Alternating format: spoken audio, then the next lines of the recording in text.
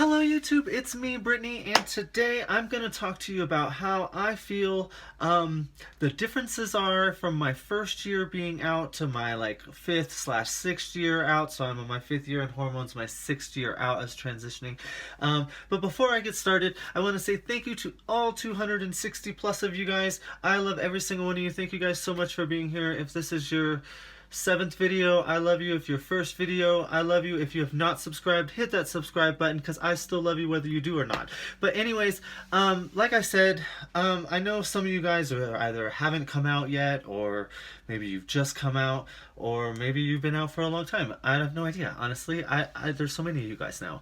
But anyways, I just kind of wanted to give you guys my personal feeling, and I think I'll probably do a couple more videos to this that might be more focused on the differences between how hormones have changed, my body has changed, other things like that. But for this first one, I just kind of want to be the differences between the person I was and how I felt and how I reacted with society in my first year as opposed to now. Obviously I'm very open now. I speak to you guys all the time. I speak and helped other people online on social media. I'm very vocal, and to be honest with you, I really had that same kind of vocal in the first couple of years. I think it was my second year of transitioning, my first year once I started hormones, that I started my Facebook live channel that I did for almost 2 years. And that was, my first introduction of kind of being out there. But for me, this kind of project for me has always been a way to help boost my confidence and get me to be more comfortable with being who I am, because I do have that anxiety. A lot of my first year was spent getting dressed and then not going anywhere because I just had this panic or fear of leaving, of what could happen, of what somebody's gonna say to me, and I didn't know how I would respond to that. In my first year of transitioning, I wasn't on HRRT quite yet, and so I was using all these different tricks. Even when I first started HRT, I was pretty fake, and that affected me as far as and fake not as I'm a fake person, but everything about my whole transition was fake. I wore fake breast inserts, I had padding and things that I was wearing. So I was just not really being myself. I was trying to find myself, but I couldn't really do that because I lived in this fear. Also, I lived in a very, I wouldn't say a dangerous area, but it was kind of rural Missouri.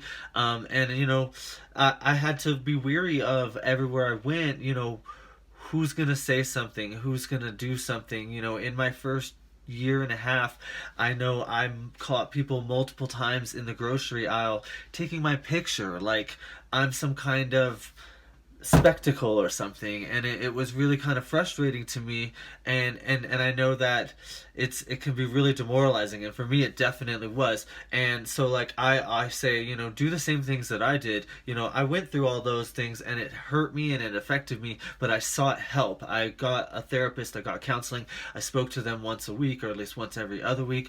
I did have some issues, I checked myself into hospitals. These are not bad things to do, especially in the first couple years of transitioning, because it's a difficult time in your life, whether you've started hormones or not started hormones.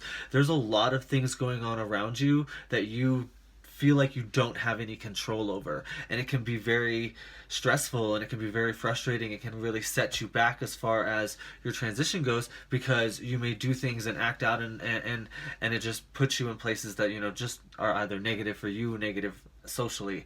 One of the biggest changes for me in from then and now is that I really don't give a fuck what people think about me. Back then, everywhere I went, it felt like every single eye in the room was on me and they were all judging me.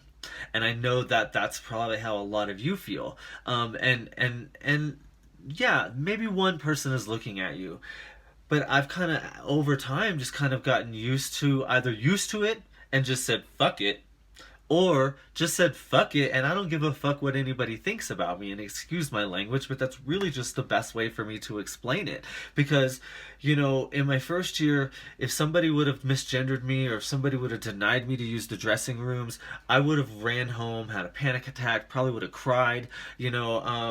There was an incident in the gym in my second year of transitioning where I had the gym management come to me and tell me, I wasn't allowed to use their locker rooms, and it became this whole ordeal. And for me, that I went home and I cried, and I remember I made a video for my channel, and it became this whole ordeal. And now I would just kind of be like, I wasn't gonna fucking use your locker rooms, whatever, dude, I don't care. Like, that's kind of how it is. Like, I feel like as time has progressed, my thinking and care about what people feel or people think about me just doesn't really exist anymore. Like, I said something to a friend of mine the other day that I automatically assume that people don't like me. And so until they show me something different, then I have no reason to care about them.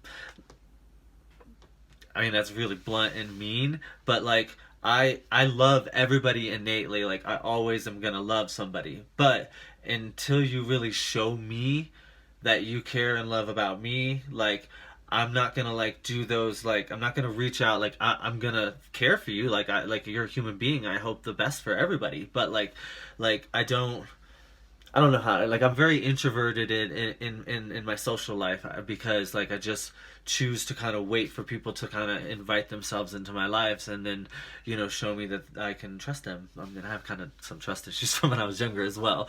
But I mean, for the most part, like, one of the biggest differences is confidence, and really just not being so afraid, because I feel like that fear guided me through my first couple of years, and it kept me from doing things and experiencing things that I could have experienced, because I just had this fear of what other people were thinking and what could happen.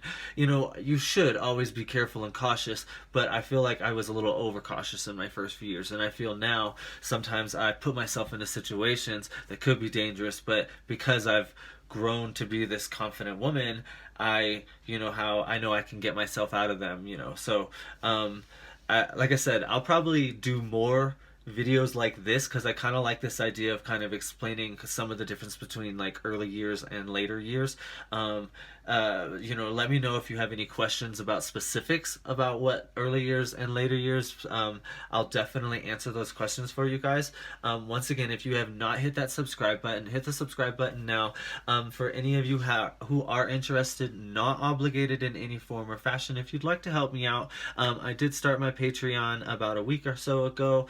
It is www.patreon.com/Brittany Rose. I'll put that link in the descriptions as well if you're interested. Once again, no obligation. I love every one of you guys no matter what. Once again, I thank you guys, and we'll talk to you guys later. Bye, everybody.